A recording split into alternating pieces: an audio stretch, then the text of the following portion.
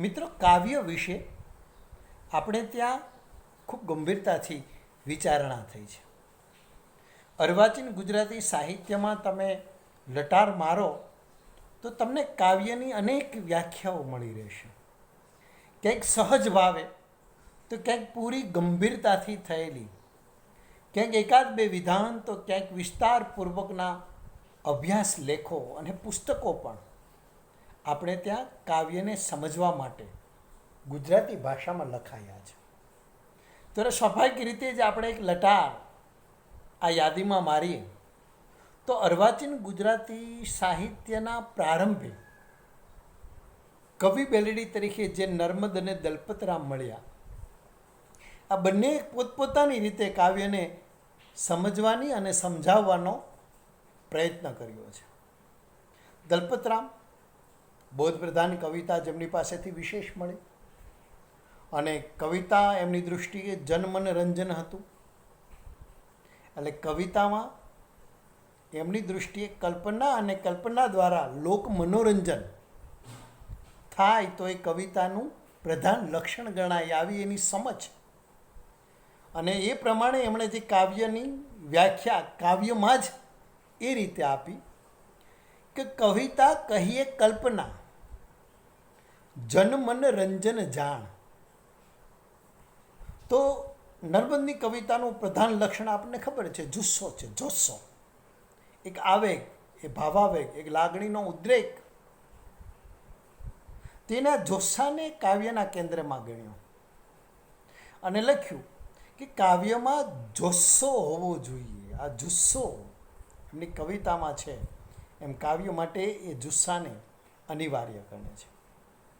આપણે સમજીએ છીએ કે આ બંને વ્યાખ્યાઓ પ્રારંભિક કક્ષાની છે, કારણ કે પ્રારંભિક કાળે લખાયેલી છે.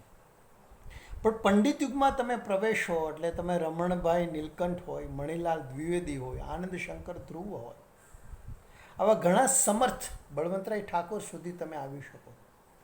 ઘણા સમર્થ વિચારકો મળ્યા અને એને કવિતાને ઉકેલવાના પ્રયત્નો કર્યા. રમણભાઈ નીલકંઠ અંતક્ષોભ કે અંતર્ભાવને કાવ્ય માટે પ્રાધાન્ય આપે છે અને સ્વાનુભવ રસિકતાને અનિવાર્ય ગણે છે. એ વ્યાખ્યા આપતા એમ કહે કે અંતઃક્ષોભ પ્રેરિત કે અંતર્ભાવ પ્રેરિત સ્વાનુભવ રસિક કવિતા એ જ ઊંચી જાતની કવિતા, અથવા તો એ જ સાચી કવિતા. આ અંતઃક્ષોભ એટલે કે ચિત્તક્ષોભ, આ ચિત્તક્ષોભની વૃત્તિને, અથવા તો કહો કે અંતર્ભાવની, અને એ દ્વારા પ્રેરિત હોવી જોઈએ. પણ એમાં સ્વાનુભવને અને રસિકતાને એમણે પ્રાધાન્ય આપ્યું. સ્વાનુભવ રસિક કવિતા એમને ઊંચી કોટીની અને એમને સાચી કવિતાની ઓળખ રમણભાઈ આપી. મણિલાલ નભુભાઈ દ્વિવેદી એ તો ભાવનામાં જે આનંદાતો એક આત્માનો ઉદ્ગાર છે, એ ઉદ્ગારને કવિતા ગણે છે.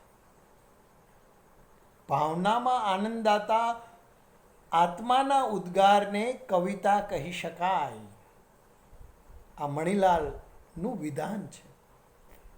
ધ્વનિને એમણે પ્રાધાન્ય આપ્યું છે કવિતામાં. ધ્વનિ એટલે વ્યંગ્યાર્થ, અને એ વિના એ કાવ્ય સ્વીકારતા જ નથી. કાવ્ય જ નહીં, એ તો આગળ વધીને કોઈ પણ કલા માટે ધ્વનિને અનિવાર્ય ગણે છે. એટલે લખે છે કે ધ્વનિ એ કાવ્યનો જ નહીં પણ કલા માત્રનો આત્મા છે. આમ કહેનાર મણિલાલ દ્વિવેદી કાવ્યને ધ્વનિ સાથે જોડે છે. એમ કહે છે કે કાવ્યનો ધ્વનિ શબ્દાર્થથી અને ગીતનો ધ્વનિ શબ્દ માત્રથી વ્યંજિત થાય છે. અહીંયા ગીતનો અર્થ એમને સંગીત સાથે જે ગાઈ શકાય તે અભિપ્રેત છે, એ ભૂલવું ન જોઈએ. પંડિત યુગના સમર્થ નિબંધકાર અને વિચારક આનંદ શંકર ધ્રુવ એક સરસ મજાનું દ્રષ્ટાંત આપે છે ઘોડેસવારી, કે જે રીતે પુસ્તક કે નીતિ નિયમો વાંચીને ઘોડે સવારી શીખી શકાતી નથી, એ રીતે કાવ્યની વ્યાખ્યાઓ ગોખવાથી કવિતા સર્જી શકાતી નથી. એમણે કીધું કે કવિતા એ આત્માની અમૃત કલા છે. આનંદ શંકરના શબ્દો છે. અને એ કવિતામાં આત્માના સર્વ ગુણો હોવા જોઈએ. આ સર્વ ગુણો એટલે કયા? તો સત ચિત્ત વિચાર. સચ્ચિત વિચાર એ આત્માના ગુણ કાવ્યો માટે અનિવાર્ય ગણે છે. કવિતામાં એ કવિના ઉર્મિ, કલ્પના, વિચાર અને પરમાત્માને સ્પર્શીને આવતી હોવી જોઈએ એમ એમનું કહેવું છે. એમની દૃષ્ટિએ એટલે કે આનંદ શંકરની દૃષ્ટિએ કાવ્ય એ નિત્ય શાશ્વત છે. કાવ્ય એ આનંદદાયી છે, ચૈતન્ય રૂપ છે. અને કાવ્ય એ સર્વસ્પર્શી છે. આનંદ શંકરની વિભાવના કે જેમણે પાશ્ચાત્ય અને આપણું જે સાહિત્ય છે એમનો સમન્વય આ વિભાવના માટે કર્યો. પંડિત યુગમાં જ આપણે જો બીજા કોઈ વિચારકને યાદ કરવા હોય તો નરસિંહરાવ દિવેટિયાને અચૂક યાદ કરી શકીએ. આ વાદ્યને કરુણ ગાન વિશેષ ભાવે એમ કહેનાર નરસિંહરાવ, એમણે કાવ્ય કલાના અન્ય કલાના સંબંધ સાથે સૌથી પહેલી વાર વિચાર કર્યો છે. બીજી કલાઓ સાથે કાવ્ય કલા કઈ રીતે સંબંધ ધરાવે છે અને કેટલી માત્રામાં ધરાવે છે એનો સૌ પ્રથમ વિચાર આ નરસિંહરાવે કર્યો છે. નરસિંહરાવ સૌંદર્યને રસનું બીજ માને છે. એ કાવ્ય વિભાવના જ્યારે આપે છે ત્યારે સૌંદર્યને રસનું બીજ માનીને સ્વીકારે છે. અને એમણે વ્યવસ્થિત અને શાસ્ત્રીય દૃષ્ટાંતોથી કાવ્યની વ્યાખ્યા આપી છે. એ લખે છે કે જીવ અને જગતનું સુંદર વાણીમાં અન્વેષણ, જીવ અને જગતનું સુંદર વાણીમાં અન્વેષણ એ કવિતા છે એમ કહીને કલાને પ્રકૃતિ સાથે જોડે છે. આપણે મેથ્યુ આર્નોલ્ડ યાદ આવે કે પછી આપણને કંઈક અંશે જગન્નાથની જે વિભાવના છે એ તાજી જાય, એ તાજી થાય નાના નરસિંહરાવને વાંચતા. એટલે નરસિંહરાવની સમજ આ પ્રકારની છે. રસને અને સૌંદર્યને કવિતાના કેન્દ્રમાં રાખી જીવ અને જગતના સમન્વયનું સુંદર વાણીમાં પ્રસ્તુતિ, રજૂઆત અથવા તો અન્વેષણ, એક શોધ, એ સમજ આપણને નરસિંહરાવે પૂરી પાડી. નાનાલાલ આમ તો મુખ્યત્વે કવિ અને કવિતા સંદર્ભે એમણે ક્યાંક જે વાત કરી છે એના આધાર ટાંકીને આપણે એમ કહી શકીએ કે નાનાલાલ કવિતાને રસાયણ અને પરબ્રહ્મની રસકલા ગણે. રસાયણ અને પરબ્રહ્મની રસકલા, અને સાથે સાથે કવિ ધર્મને એ વસંત ધર્મ તરીકે ઓળખાવે. કવિતામાં કવિતાની વ્યાખ્યા કરે છે વસંત ધર્મ તરીકે. હવે આ વસંત ધર્મ એટલે શું? તો પાછું એમણે જ સ્પષ્ટતા કર્યું છે કે વસંત ધર્મ એટલે પવિત્રી છાટ્યો આનંદ માર્ગ. પવિત્રી છાટ્યો આનંદ માર્ગ એને પાછું સમજવું પડે. તો તમે અર્ધ શતાબ્દીના અનુભવ બોલ એ વાંચો તો તમને સ્પષ્ટ થાય આ પવિત્રી છાટ્યો આનંદ માર્ગ કે આ વસંત ધર્મ આ બધું શું છે. એમણે રમણભાઈ નીલકંઠનો આમ પરોક્ષે નામોલ્લેખ કર્યા વિના વિરોધ કરતાં એમ લખ્યું કે ચિત્તક્ષોભમાં નહીં. નાના આપણે રમણભાઈ લખ્યું હતું ને અંતક્ષોભ, ચિત્તક્ષોભ પ્રેરિત. આપણે કીધું ચિત્ત ક્ષોભમાં નહીં, પણ ચિત્ત પ્રસન્નતામાં પ્રાસાદિક કવિતાના મૂળ છે આ નાનાલાલની વિભાવના. પણ બળવંતરાયે જેમણે વિચાર ઘન પ્રવાહી કવિતાનો આગ્રહ રાખ્યો, એ બળવંતરાયે જે ઉર્મિલતામાં કલાપીને એ ગાળામાં થઈ ગયા હતા અને કવિતા કંઈક અંશે ઉર્મિશીલતામાં વધુ પડતી સરી જતી હતી, ત્યારે ત્યાંથી બચાવી લેવા એમણે વિચારને કવિતા માટે અનિવાર્ય ગણ્યો. આમ તો લિરિક નામનો ગ્રંથ એમની પાસેથી મળે છે, આપણે સમજીશું લિરિક વિશેની એમની સમજ. પણ અહીંયા એમણે વિચાર ઘન કવિતાને દ્વિજોત્તમ જાતિની કવિતા કહી. વિચાર પ્રધાન કવિતા એ જ દ્વિજોત્તમ એટલા માટે કે એક તો એ કવિના ચિત્તમાં પહેલાં જન્મે છે અને પછી કાગળ રૂપે, એટલે એ બીજો અવતાર છે, એ કાગળ રૂપે પુનઃ અવતરે છે, એટલે દ્વિજોત્તમ જાતિની કવિતા. અને આ સર્જક એમનું એક વિધાન જે સુખ્યાત છે અને ઘણી જગ્યાએ સુવિચાર તરીકે પણ ચાલે છે, એમાં પણ એમનો પરોક્ષે કવિતા માટેનો આગ્રહ તમે જોઈ શકો કે નિશાન ચૂક માફ કિંતુ નહીં માફ નીચું નિશાન. બળવંતરાયના નામે ચડી ગયેલી આ પંક્તિ મૂળ તો એક અમેરિકન કવિની પંક્તિ છે, જ્હોન રસેલ લોવેલનું આ વિધાન છે, અને એ બળવંતરાયે ગુજરાતીમાં ઉતાર્યું છે. નિશાન ચૂક માફ કિંતુ નહીં માફ નીચું નિશાન. જ્હોન રસેલ લોવેલ એ કવિ. પણ એમણે કવિતામાં લખ્યું બળવંતરાયે કે રૂડો દેહ તુચ્છ, રૂડો છે તો શું થયું છે, એ તુચ્છ ગણવો, જો સુંદર ન જો તે માહે દેવી વસે.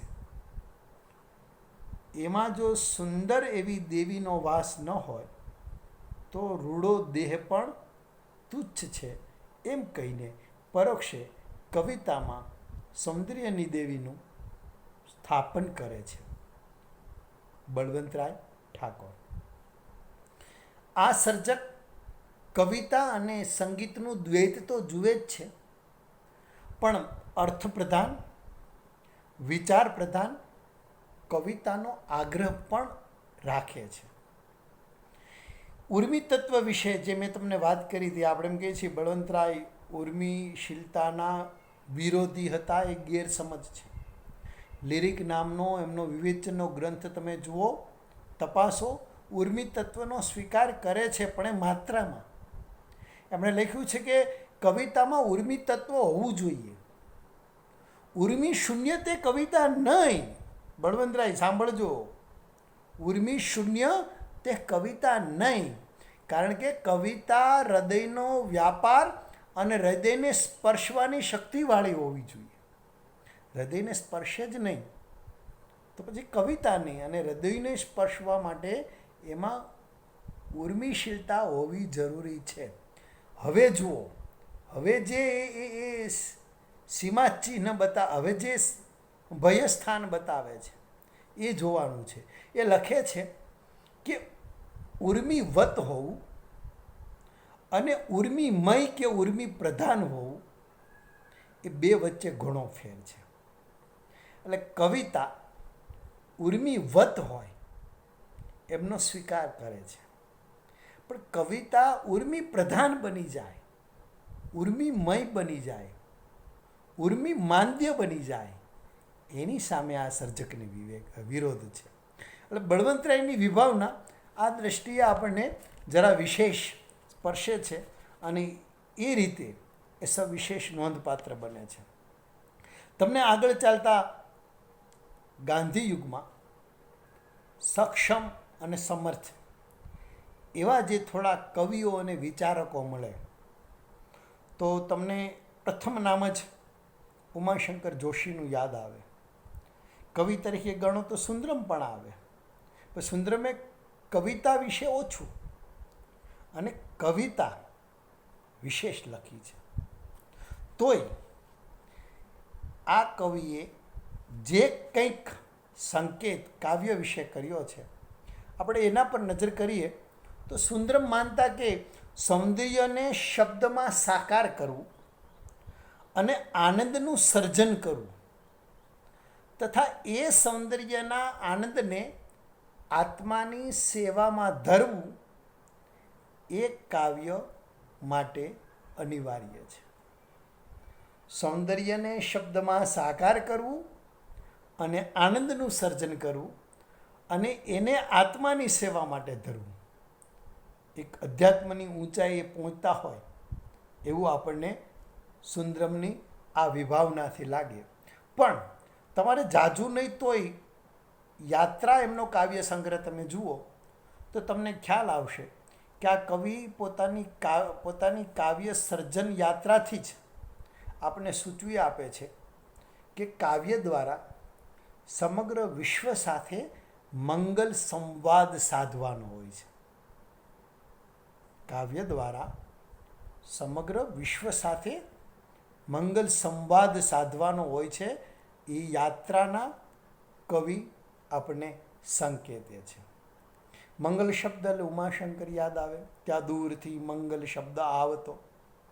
એ વિશ્વ કવિ, એ વિશ્વ શાંતિના કવિ. એમણે તો કહ્યું જ કે સૌંદર્યોપી ઉર્જરણ ગાશે પછી આપ મેળે.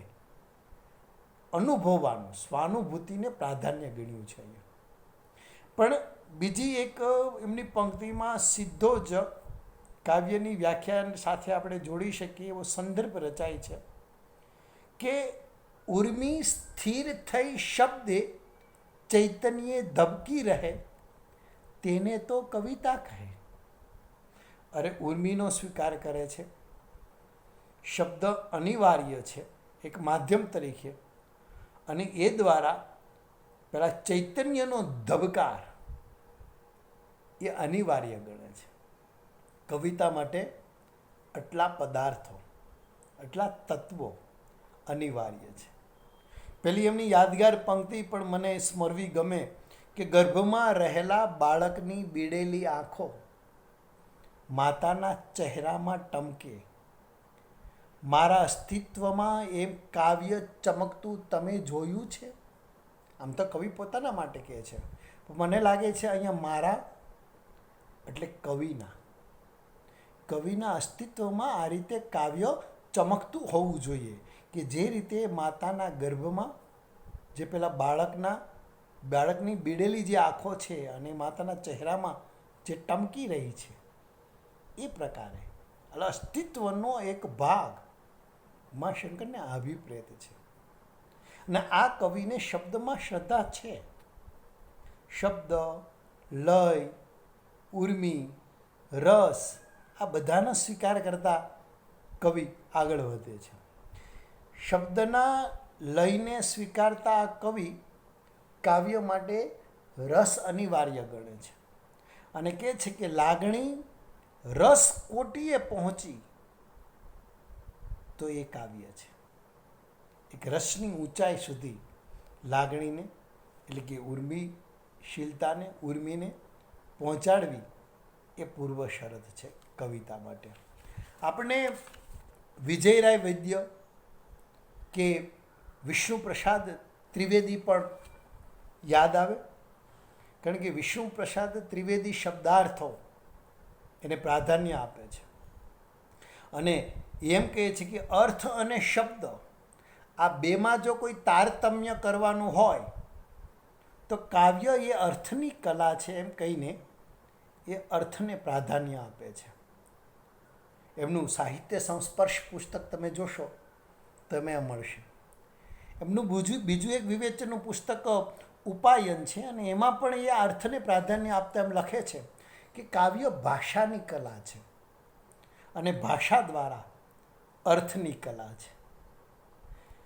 વિજયરાય વૈદ્ય જે કહે છે કદાચ આપણે આજના સમયે ન સ્વીકારીએ, કારણ કે એમની દૃષ્ટિએ તો એ કૃતિને જાણે કે કલા જ નથી ગણતા. એ કલા વિવેચનની એક ગૂંચ એ પુસ્તકની અંદર એ લખે છે કે ખરી કલા એટલે કલાની કૃતિ નહીં, જોજો, કલાની કૃતિ નહીં, મૂર્તિ, ચિત્ર કે કાવ્ય નહીં, પણ હવે સાંભળજો, પારણાથી એટલે જન્મે છે ત્યારથી પારણાથી ચિતા લગી એટલે મૃત્યુ સુધી, જન્મથી મૃત્યુ પર્યંત પારણાથી ચિતા લગી સહચારીણી રહેનાર એવી કલ્પકના જીવનમાં વસતી કોક વસ્તુ કે શક્તિ, એટલે કોઈ અગોચર કે અદૃશ્ય એવા તત્વને સંકેતે છે અને કૃતિની બાદ બાકી કરી દે છે. તો આ ગાંધી યુગના સર્જકો પર આપણે નજર કરી, પણ પછી થોડાક આપણે આગળ વધીએ તો ચોક્કસપણે આપણને રાજેન્દ્ર શાહ, નિરંજન ભગત આ કવિઓ મળે. કવિ પણ ખરા અને એમની વિભાવના પણ એટલી જ નોંધપાત્ર. રાજેન્દ્ર શાહે તો બહુ જાજુ કવિતા વિશે નથી લખ્યું, પણ એમની કવિતામાંથી તમને સંદર્ભ મળે, કારણ કે એ નિજ પંથના કવિ હતા. અને એમણે લખ્યું છે કે પંથ નહીં કોઈ લીધ, ભરું ડગ ત્યાં જ રચું મુજ કેડી.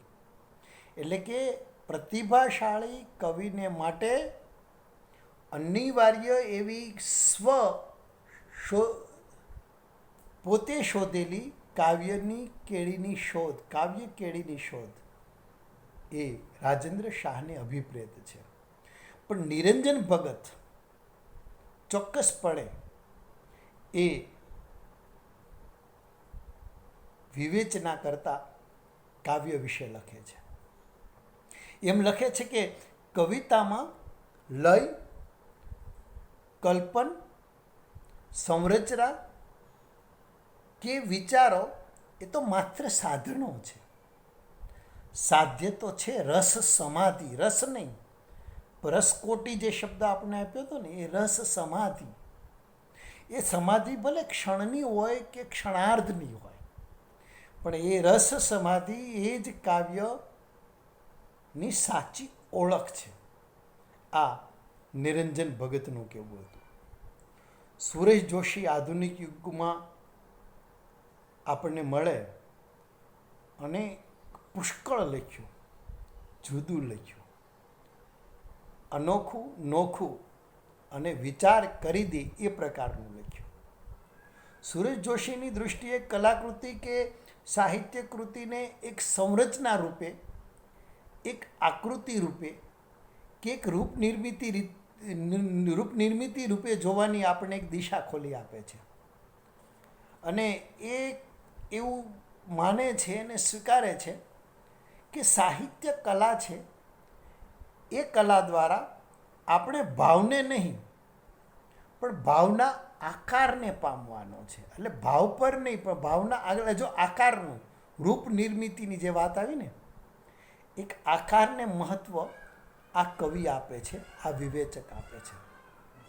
આપણે ત્યાં સાધારણીકરણની જે સર્વ સ્વીકૃતિ મળી કે સાધારણીકરણ થવું જોઈએ, જે સર્જક વિચારે છે અને શબ્દમાં અવતરે છે એ જ અનુભૂતિ ભાવકને પણ થાય ત્યારે સાધારણીકરણ થયું ગણાય.